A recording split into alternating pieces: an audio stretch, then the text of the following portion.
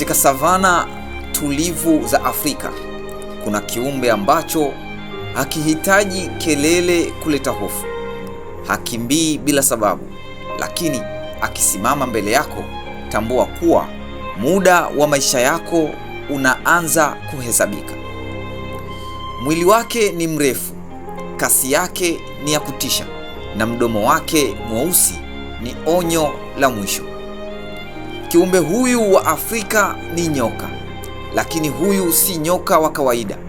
Huyu ni Black Mamba, ama kwa wengi hujulikana kwa jina la Koboko, na hii ni hadithi yake. Fuatana nami kwenye simulizi ya nyoka ambaye kwa miongo mingi anatajwa kwa jina la chini, kwa heshima, kwa tahadhari na kwa hofu kubwa. Karibu The Storyside.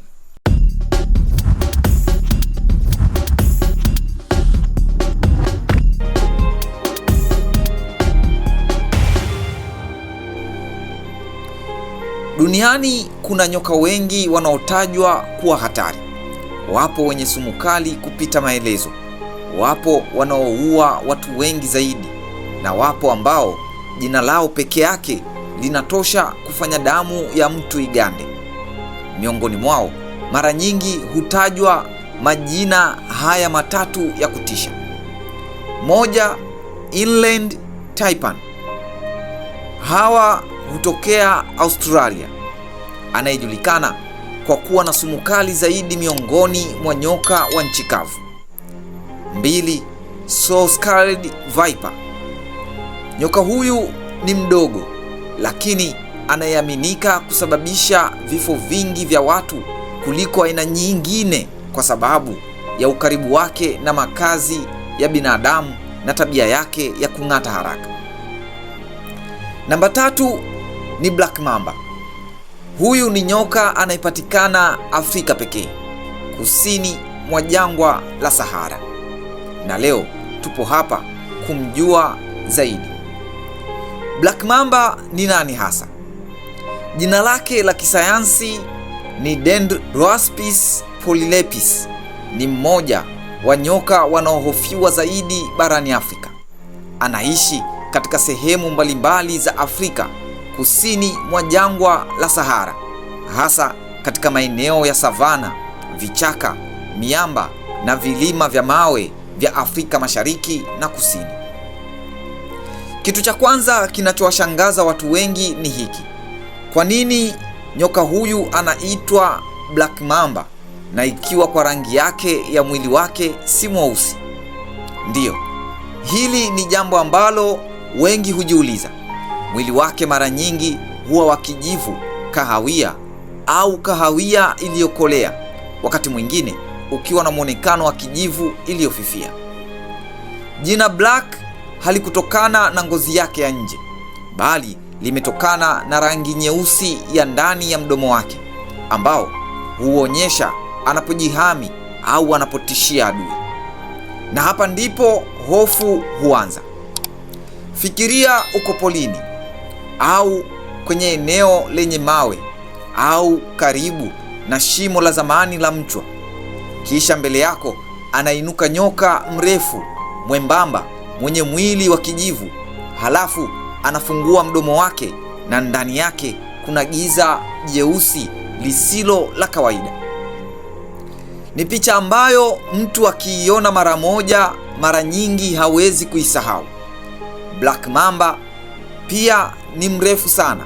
Urefu wake huwa takribani mita 2 hadi mita 2.5 kwa mwenye umri wa kawaida, lakini wanaweza kufikia mita 4 hadi 3 kwa wenye umri mrefu. Hii inamfanya kuwa nyoka mrefu zaidi mwenye sumu barani Afrika na mmoja kati ya nyoka warefu zaidi duniani. Lakini ukubwa wake hauishii hapo. Black Mamba huanza maisha yake akiwa mdogo sana, lakini anakuwa kwa kasi ya kushangaza. Ndani ya muda mfupi tu anaweza kufikia urefu unaoweza kumfanya awe hatari kwa mnyama yeyote mdogo anayemkabili. Kwa upande wa uzao, Black Mamba ni nyoka wa mayai, yani oviparous. Jike hutaga takribani mayai 10 hadi 25 kwa wakati mmoja, mara nyingi katika maeneo yaliyofichika kama mashimo ya ardhi, chini ya majani makavu au ndani ya maficho salama kama magogo yaliyooza. Baada ya kutaga, haya mayai huachwa yaendelee yenyewe. Hakuna malezi, hakuna ulinzi, hakuna mzazi anayebaki nyuma kulinda uzao wake. Na baada ya takribani miezi 2 hadi 3, watoto huanza kutoka. Lakini hapa kuna ukweli wa kushangaza. Hawa watoto wanapotoka kwenye yai tayari huwa wana sumu. Hata wakiwa wadogo tayari wana uwezo wa kujilinda na kuwinda, na mara nyingi huwa na urefu wa karibu sentimita 40 hadi 60 mara tu wanapojiangua kutoka kwenye mayai. Hii ina maana kwamba tangu mwanzo wa maisha yao hawahitaji kufundishwa kuishi. Wanaanza vita ya maisha wakiwa peke yao. Kwa upande wa umri, Black Mamba anaweza kuishi kwa muda mrefu zaidi ya watu wengi wanavyodhani. Katika mazingira ya porini anaweza kuishi kwa takriban miaka 10 hadi 15, lakini akiwa katika mazingira ya uangalizi maalum kama hifadhi au zoo anaweza kufikia hata miaka 20 na zaidi. Kadiri anavyokuwa ndivyo anavyozidi kuwa mkubwa, mwenye nguvu na hatari zaidi. Kwa urefu wake ukichanganyika na kasi, ukichanganyika na sumu, ukichanganyika na tabia yake ya kujihami kwa nguvu, ndio unaozalisha sifa yake ya kutisha. Kwa sababu Black Mamba si tu nyoka mrefu, si tu nyoka mwenye sumu, ni mnyama ambaye tangu kuzaliwa kwake ameumbwa kuishi, kupambana na kuua ili aendelee kuwepo. Na hapo ndipo simulizi yake inaanza kuwa nzito zaidi. Black Mamba si nyoka anayepatikana kwenye sehemu moja ndogo ya dunia. Anapatikana katika eneo la Afrika kusini mwa jangwa la Sahara, hasa sehemu za mashariki na kusini mwa bara. Anaonekana katika savana, maeneo ya miamba, vichaka, hata karibu na mashimo au miti iliyoanguka na sehemu zinazoweza kumpa hifadhi ya haraka. Na hili lina maana kubwa sana, kwa sababu nyoka huyu haishi tu mbali kabisa na binadamu. Mara nyingi anaishi kwenye maeneo ambayo pia yana shughuli za kibinadamu kama kulima, kuchunga, kuvuna kuni, kupita kwenye mapori au kujenga karibu na maeneo ya asili. Hapo ndipo migongano huanza. Watu wengi hudhani nyoka ni viumbe wanaotafuta binadamu, lakini mara nyingi ukweli ni tofauti. Mara nyingi binadamu ndiye anayeingia kwenye eneo ambalo nyoka huliona kuwa ni salama kwake. Black Mamba anapendelea kuwa na maficho ya kudumu. Anapopata sehemu anayoiamini kama shimo, ufa wa mwamba au eneo la hifadhi, anaweza kuirudia. Hiyo ina maana kuwa mtu akikutana naye karibu na eneo hilo, nyoka huyo anaweza kuwa si mpita njia, bali anaweza kuwa yupo nyumbani kwake, na hapo ndipo tabia yake inakuwa hatari. Kwa sababu nyoka wengi wakishtuka hukimbia, lakini Black Mamba pia mara nyingi hujaribu kujiepusha na watu. Lakini akijisikia kuwa amewekewa kona, ametishiwa au njia yake ya kutoroka imezibwa, anaweza kujihami kwa nguvu kubwa na ya kupita kiasi. Britannica na National Geographic zote zinaeleza kuwa sifa yake ya aggressive mara nyingi hutokana zaidi na namna yake ya kujilinda akiwa ametishwa, na si kutafuta watu makusudi bila sababu. Na mbaya zaidi, kujihami kwa Black Mamba si jambo dogo. Kama tukiwaweka nyoka wengi pembeni ya Black Mamba, jambo moja lingeonekana wazi sana. Huyu nyoka ameumbwa kwa ajili ya mwendo. Mwili wake ni mrefu, mwembamba wenye umbo linalomwezesha kujongea kwa ufasaha mkubwa. Kichwa chake mara nyingi huelezwa kuwa na umbo la jeneza, yani coffin shaped head, jambo linaloongeza ule mwonekano wake wa kutisha. Lakini kinachovutia zaidi ni kasi yake. Black Mamba ama koboko ametajwa kuwa miongoni mwa nyoka wenye mwendo wa kasi zaidi duniani, akiwa na uwezo wa kujongea hadi takriban maili 12 kwa saa, sawa na karibu kilomita 20 kwa saa katika mazingira fulani. Sasa hebu fikiria hilo.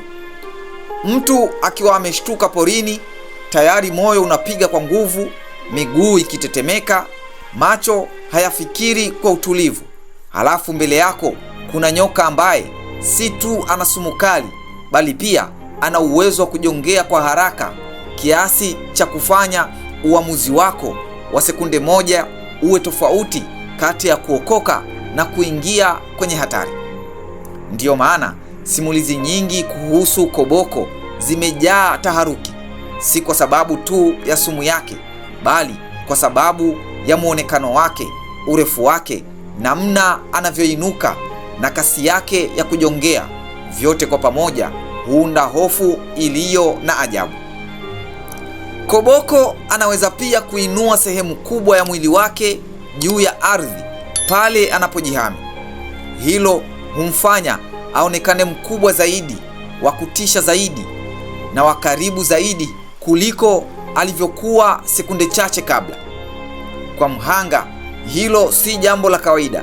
Ni kama kiumbe ambaye ghafla kimeacha kuwa sehemu ya ardhi na sasa kimegeuka kuwa onyo lililo hai. Kuna nyoka wanaojificha kimya kimya. Kuna nyoka wanaong'ata kisha kuondoka.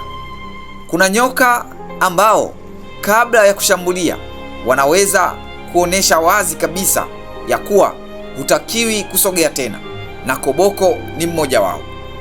Anapohisi hatari, mara nyingi hufanya mfululizo wa ishara za kutisha. Huinua sehemu ya mbele ya mwili wake, hupanua shingo kidogo, hufungua mdomo wake mweusi, na anaweza kutoa msimamo unaomaanisha jambo moja tu, ambalo ondoka sasa hivi. Wanaikolojia wanaeleza kuwa akiwa amesumbuliwa na kutishwa, koboko anaweza kusimama juu, kufungua mdomo na kutoa onyo la wazi kabla ya kushambulia. Tatizo ni kwamba kwa watu wengi, anapofika hatua hiyo, wanakuwa tayari wamekaribia, na pale ambapo yanapofika hapo, koboko anaweza kukugonga kwa kasi na kwa mfululizo. Hii ndiyo sababu jina lake limejengewa hadhi ya hofu kubwa sana ndani ya Afrika, kwa sababu si nyoka wa kuchezewa, si nyoka wa ngoja nipige picha karibu, si nyoka wa labda hata niweza. Ni nyoka anayehitaji umbali, heshima na tahadhari ya juu sana. Lakini bado ni muhimu kusema ukweli mmoja ambao mara nyingi hupotea kwenye hadithi za kusisimua. Koboko si muuaji wa kufuata binadamu kwa makusudi kama inavyoonyeshwa kwenye filamu. Vyanzo vya kuaminika vinaonyesha kuwa mara nyingi hupendelea kuepuka mawasiliano, lakini huwa hatari kubwa sana anapohisi kutishiwa ama kunaswa. Na huo ndio ukweli ambao hufanya simulizi yake iwe ya kuvutia zaidi, kwa sababu tunachokiona kama ukatili mara nyingi kwa upande wake ni mapambano ya kuishi. Sifa kuu ambayo imemfanya koboko awe wa kutisha duniani kote ni sumu yake. Sumu yake ni kali sana, na madhara yake huathiri hasa mfumo wa neva, yani neurotoxic venom. Lakini ukweli wa ndani ni huu: sumu ya koboko si kitu kimoja tu, ni mchanganyiko wa kemikali nyingi hatari zinazofanya kazi kwa pamoja. Ndani yake kuna aina mbalimbali za sumu kama: moja, neurotoxin zinazoshambulia mfumo wa neva; dendrotoxin zinazoathiri mawasiliano ya neva na misuli, cardiotoxin kwa kiwango kidogo zinazoweza kuathiri moyo, na protini nyingine zinazosaidia sumu kuenea kwa haraka mwilini. Hizi zote zikichanganyika huifanya sumu ya koboko kuwa yenye haraka, nguvu na ngumu kudhibiti bila matibabu ya haraka. Kilichoifanya sumu hii kuwa ya kutisha si tu nguvu yake, bali pia kasi yake ya athari zake. Baada ya kung'atwa, sumu huanza kufanya kazi mara moja. Mawasiliano kati ya ubongo na misuli huanza kuvurugika. Mwili huanza kupoteza uwezo wa kujidhibiti. Dalili zinaweza kujumuisha kizunguzungu, kupumua kwa shida, kupooza kwa misuli, maumivu ya kichwa, hatimaye kushindwa kupumua kabisa. Na hapa ndipo hatari kubwa ilipo, kwa sababu sumu hii hushambulia moja kwa moja mfumo wa kupumua, na bila msaada wa haraka mwili unaweza kushindwa kuendelea kuishi. Katika baadhi ya matukio yaliyoripotiwa, mtu anaweza kuanguka ndani ya muda mfupi sana baada ya kung'atwa ikiwa hakuna matibabu. Lakini kuna jambo lingine muhimu sana ambalo wengi hawalijui. Koboko anaweza kudhibiti kiasi cha sumu anachotoa. Hii inaitwa venom control. Wakati mwingine anaweza kutoa kiwango kidogo tu, yani dry bite au low venom, lakini pale anapohisi hatari kubwa, anaweza kutoa dozi kubwa sana ya sumu kwa mpigo mmoja, na hata kung'ata mara kadhaa mfululizo, na hapo ndipo hatari huongezeka maradufu. Koboko haitumii sumu yake kwa ajili ya binadamu. Sumu hii imeumbwa kwa ajili ya kuwinda na kujilinda. Anawinda hasa panya, ndege na mamalia wadogo. Anapong'ata mawindo yake, sumu huanza kufanya kazi haraka sana, na mawindo hupoteza uwezo wa kukimbia ndani ya muda mfupi. Hii inamruhusu koboko kuokoa nguvu na kupunguza hatari ya kujeruhiwa wakati wa kuwinda. Kwa maneno mengine, sumu yake ni zana ya ufanisi wa maisha, lakini kwa binadamu zana hiyo hiyo hugeuka kuwa hatari kubwa. Ndiyo maana katika sehemu nyingi za Afrika jina la Black Mamba ama koboko halitamkwi tu kama jina la mnyama, bali linatamkwa kama onyo. Na hata leo, pamoja na maendeleo ya tiba, ukweli bado upo. Kung'atwa na nyoka bado ni tatizo kubwa la afya, hasa katika maeneo ambayo huduma ya haraka haipatikani. Kwa hiyo hofu ya Black Mamba ama koboko haikutengenezwa tu na hadithi. Ipo kutokana na uhalisia wa mazingira tunayoishi. Ukiacha urefu wake, kasi, tabia ya kujihami na sumu yake inayoweza kuua haraka sana. Na pengine hapa ndipo simulizi yake inapata uzito wake mkubwa, kwa sababu ndani ya mwili wake mwembamba kuna mfumo wa kemikali ambao unaweza kubadilisha maisha ya mtu ndani ya dakika chache. Kwa nini koboko anaogopwa sana kuliko hata nyoka wengine wenye sumu kali zaidi? Hili ni jambo muhimu sana kwenye simulizi hii, kwa sababu kuna mtu anaweza kuuliza, kama inland taipan ana sumu kali zaidi, kwa nini koboko ndiye anayejulikana sana kwa hofu? Jibu lake ni hili. Hatari ya nyoka kwa binadamu si sumu peke yake, ni mchanganyiko wa mambo mengi. Anapatikana wapi? Anakutana mara ngapi na watu? Anajihami vipi? Anaweza kushambulia kwa kasi gani? Na mtu akiumwa anapataje msaada wa haraka? Inland taipan ni nyoka mwenye sumu kali na ya ajabu, lakini anaishi Australia katika mazingira ya ndani na anakutwa mara chache sana na binadamu. Scarlet viper kwa upande mwingine ni mdogo sana, lakini anaaminika kusababisha vifo vingi kwa sababu anaishi karibu zaidi na watu na huwa mwepesi wa kung'ata. Koboko yuko katikati ya hofu hizi zote kwa njia yake mwenyewe. Si lazima awe wa kwanza kwa sumu kali zaidi duniani ili awe wa kutisha sana. 1, ni mrefu sana. 2, anajongea haraka sana. 3, ni mwenye sumu kali sana. Na 4, ni wa kuonekana kwa namna ambayo huacha alama akilini mwa watu. Kwa maneno mengine, koboko si tu nyoka anayeng'ata, bali ni nyoka ambaye anafika kwanza kwenye hofu ya mwanadamu kabla hata hajang'ata. Na huo ndio uwezo ambao haupimwi kwa miligramu za sumu peke yake. Kabla ya kamera, kabla ya YouTube, kabla ya dokumentari za kisasa, watu wa kusini mwa Afrika walikuwa tayari wanamjua Black Mamba ama koboko. Katika jamii nyingi za Afrika, nyoka hawakutazamwa kama wanyama wa kawaida tu. Walihusishwa na ishara, tahadhari, heshima na wakati mwingine hata nguvu za ajabu. Na kati ya nyoka wote, wale waliokuwa na kasi, ukubwa na sumu kali waliingia moja kwa moja kwenye kumbukumbu za watu.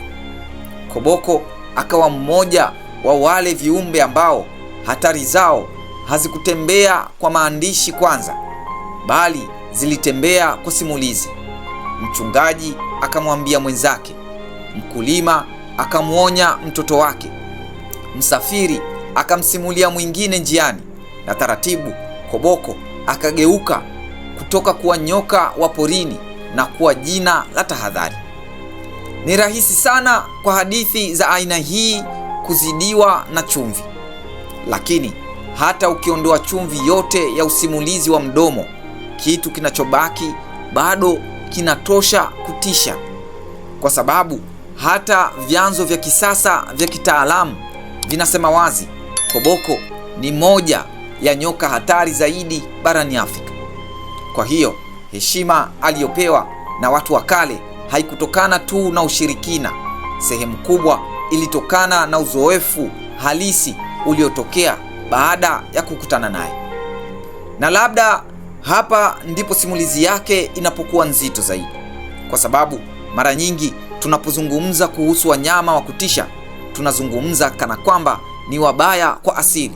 Lakini koboko si mwovu, yeye ni mkamilifu tu katika kuwa kile alichoumbwa kuwa, na kwa mwanadamu ukamilifu huo ndio unaonekana kama ugaidi.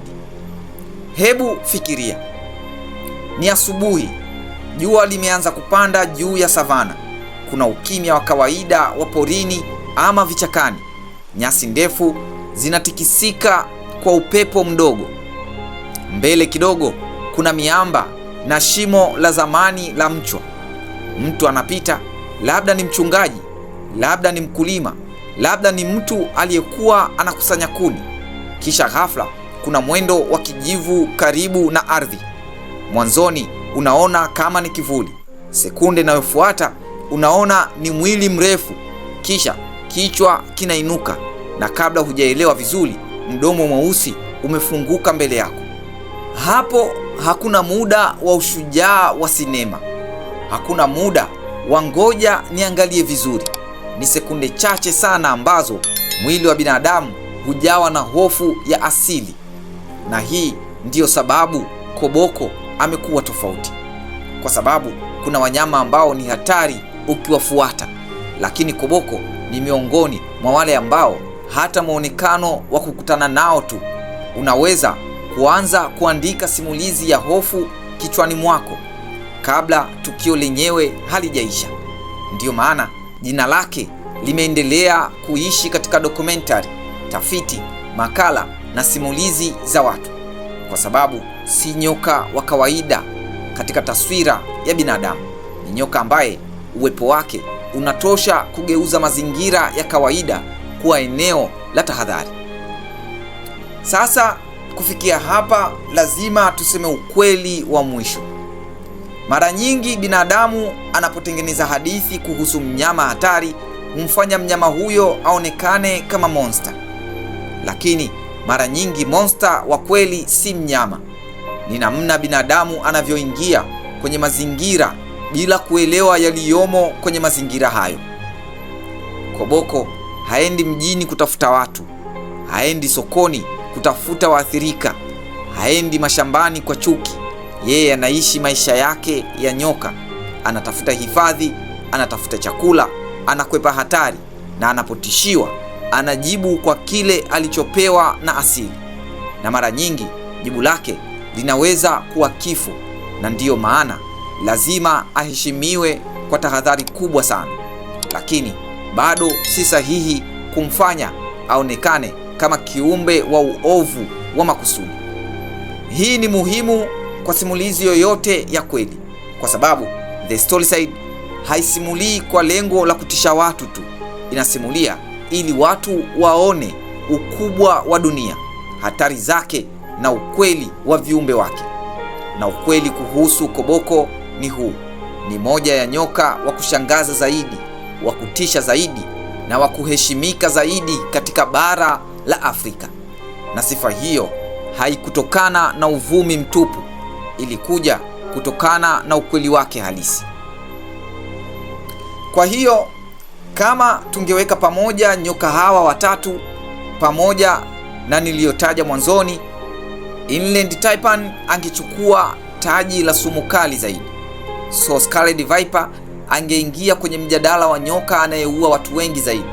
Lakini Black Mamba ndiye anayebeba sura ya hofu ambayo dunia haisahau kwa urahisi, kwa sababu ndani yake kuna vitu vinne kwa wakati mmoja: ukubwa, kasi, sumu na onyo la mdomo mweusi.